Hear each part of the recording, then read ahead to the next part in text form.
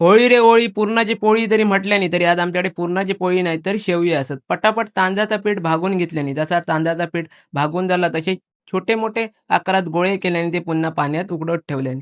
जसे पाण्यातले उकळले तसे शेवग्याच्या भांड्यावर घेऊन इले. आता शेवग्याचा भांडा क्वचित ठिकाणी बघू भेटता. कोण-कोण आता चकल्याच्या भांड्यातच शेवये करतात. शेवये खाऊ जरी भारी लागले तरी ते काढताना कठीणच असतात कारण वरना संपूर्ण जोर देवतो लागतं.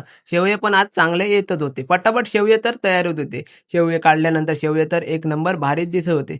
सगळे शेवये तर आता तयारच झाले. शेवये तयार झाले पण खोबऱ्याच्या रशाशिवाय शेवयांका मजा नाही. मग आपल्याला लागताला तेवढा खोबरा किसून घ्यायचा. 1 चमचो जिरा, 1 चमचो हळद आणि 1 चमचो वेलची पूड घालायची आणि जरासा कोमट पाणी घालायचं आणि त्या सगळा मिक्सराक लावायचा.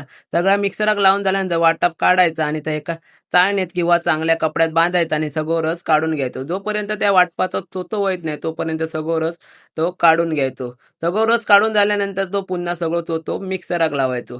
सगळं मिक्सराक चोतो लावल्यानंतर त्याच्यात पुन्हा पाणी घालायचा आणि सगळं रस काढून घ्यायचा. खोबऱ्याचा रस तयार झाल्यानंतर आपल्या गोडीप्रमाणे त्याच्यात गूळ घालायचा. गूळ या किसून घालायचा. ता विरघळाक बरा पडता. गूळ किसून झाल्यानंतर खोबऱ्याचा रस तर तयारच होईल. आता शेवये आणि खोबऱ्याचा रस कसं लागता तो बघूया. शेवया आणि खोबऱ्याचा रस घेऊन बाहेर इलंय आणि खाऊन बघलंय. तर शेवया आणि खोबऱ्याचा रस तर एक नंबरच होतो. कोणाकोणाक शेवये तर कोणाकोणाक पुरणपोळी आवडतात त्यांनी माका कमेंट करून नक्की सांगा. आणि असेच येत राहा आणि माझ्या चॅनलला नक्की सबस्क्राईब करा. चला भेटूया आणखीन एका नवीन व्हिडिओत.